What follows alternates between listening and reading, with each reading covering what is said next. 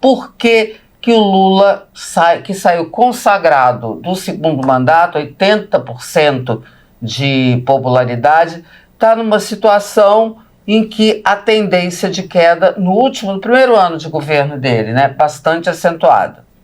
Quem que vai aí primeiro? Quem que se arrisca? Eu me arrisco. Vai lá. Eu me arrisco. Pronto, não é fácil. Mas ele está caindo pelo conjunto da obra. Não é por um aspecto, outro ou um terceiro. E a comparação com 2010 é completamente nefasta. Porque o mundo naquela época era outro. Comparação de 2010 que eu fiz quando ele saiu consagrado. O último ano do segundo mandato dele. Ele foi eleito em 2002, reeleito em 2006, em 2010 teve a eleição que a Dilma ganhou. Naquele momento ele estava no auge da sua popularidade por razões que não eram só dele e do governo dele.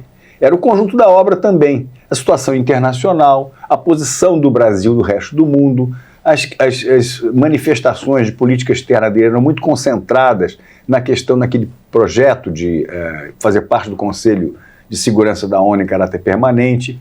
Mas a economia do mundo estava favorável. Esse é um primeiro aspecto. O segundo aspecto é que não tinha havido ainda o governo Bolsonaro no meio do caminho, em que ascendeu, quer dizer, ele sucedeu o Fernando Henrique. Não é que fosse fácil, ele podia dizer que a herança maldita, que é uma injustiça quilométrica, o governo Fernando Henrique Cardoso foi a salvação do Brasil, não só no seu tempo, mas na sua virada. A casa estava arrumada, como totalmente se diz arrumada, no clichê.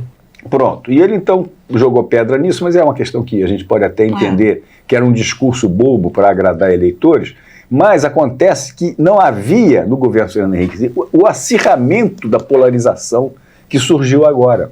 Então você tem uma força que existe, derivada do governo Bolsonaro, que não só junta 200 mil pessoas na Avenida Paulista, mas acende uma série de aspectos que o Lula não está conseguindo entender. E aí, deixa eu fazer um parênteses aqui, abrir.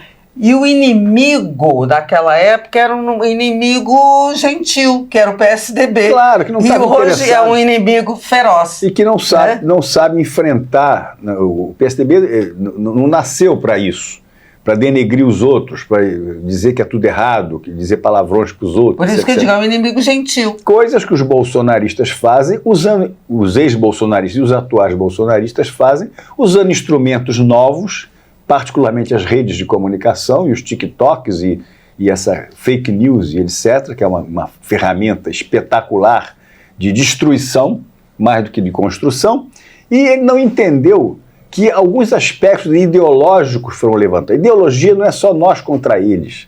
A ideologia quer dizer separar os socialistas dividir o conservador do liberal é mais ou menos simples. Eu me julgo um liberal, entendeu? Mas se eu fosse conservador, eu ia querer pilotar o que ensinam para os meus netos na escola. Eu não estou interessado nisso. Eu quero que eles tenham liberdade na escola, que os professores possam ensinar o que bem entenderem, possam ter educação sexual, possam ter educação alternativa, enfim, ampla, não é? Os conservadores não querem isso. E eles são representados em número e organização pelos evangélicos, aqui chamar. Não são todos.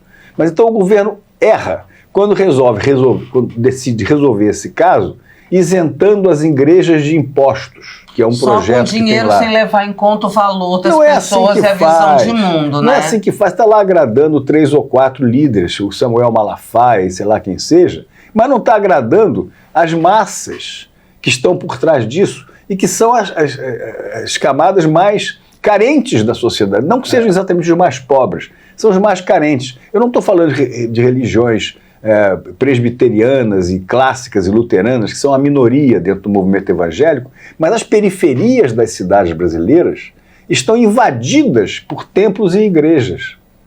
E os que frequentam esses templos e igrejas não estão querendo saber se a igreja vai pagar imposto, se o pastor paga imposto, ganha mais ou menos.